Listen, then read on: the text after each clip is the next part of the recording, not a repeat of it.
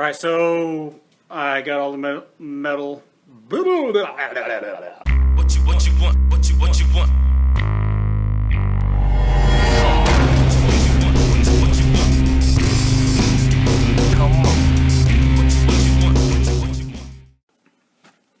I know it's after Halloween. Most of you guys have seen that this pumpkin dragon's done, finished up. But in the last video, I did tell you that I had some footage of this thing going together and that I would explain to you, or at least try to show you, what I did to put this thing together. So this video is going to be kind of haphazard. It's not really going to make a lot of sense in different places. This is the footage that I took while I was trying to work on this thing. So I'm putting this together to basically show you how this thing kind of went together. And the last video that was up, well, the first one that was up in the creation of a pumpkin dragon, at the end of that video, when I cut the head, or what was going to be the jaw structure, in half, it was really flimsy and really weak, and I was looking for a way to stiffen all that up. So in the beginning of this video, that's back where I was, coming up with ideas to stiffen this jaw up to make it stronger so that it would hold. So, alright, so here's the thing. Like I said, these things are pretty wobbly. I put some more Mache on it. It did stiffen it up some. But I really need to create something that's going to be a little more rigid. Like I've said in other videos before, it really is the structure underneath that keeps these things together. And I went all nuts just trying to get this thing going and really didn't give any thought to structure underneath. But anyway, from work, I've got some light gauge sheet metal here. You put a couple of these together and they're pretty stiff. They hold shape pretty well. So put one in here. There's also one that's already been here, and there's one across the nose piece, the top piece here on this one. I'll put some more through the bottom, and I'm going to run a couple up the top. I'm going to do that on both sides. And I think this is going to work. That's what I'm going to do. We'll find out when Halloween comes. We'll get it done in time.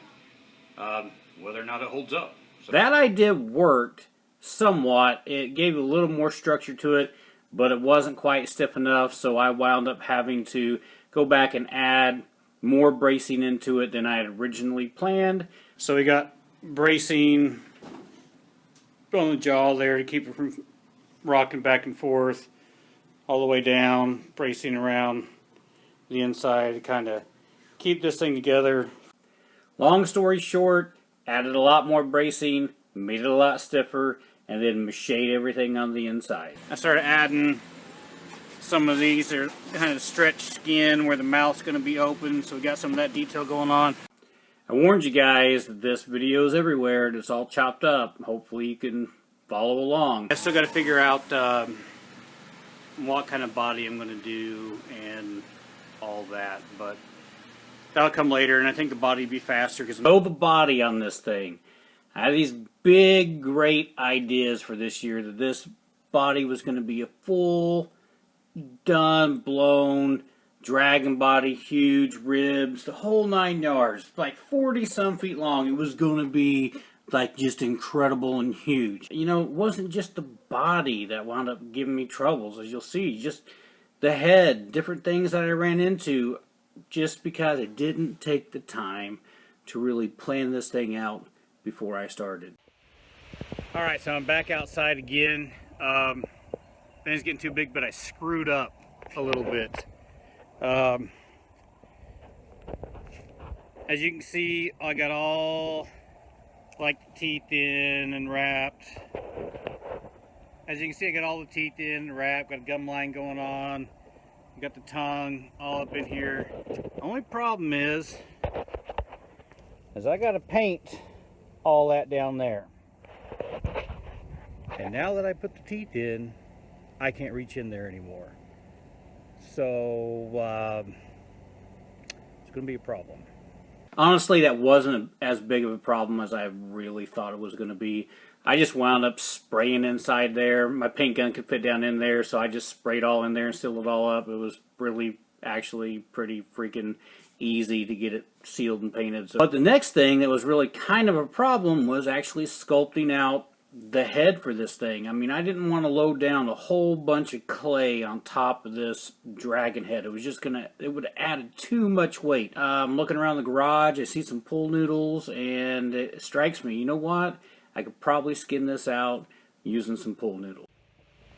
Alright, so I'll show you guys real quick what I'm doing to kind of skin this thing out in its first beginnings, because you know this thing's supposed to be like a pumpkin.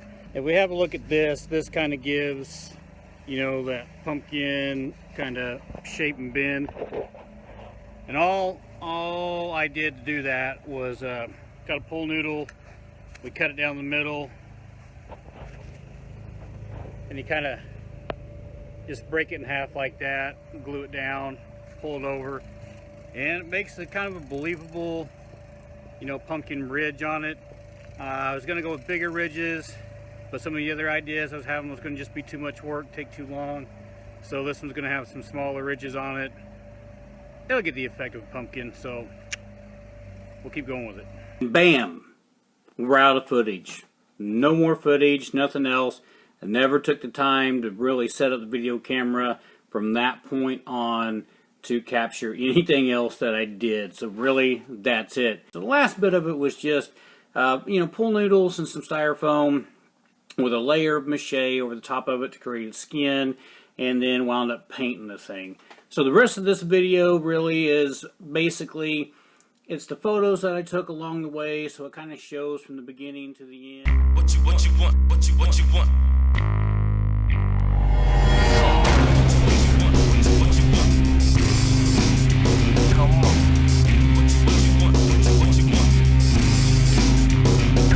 Come on.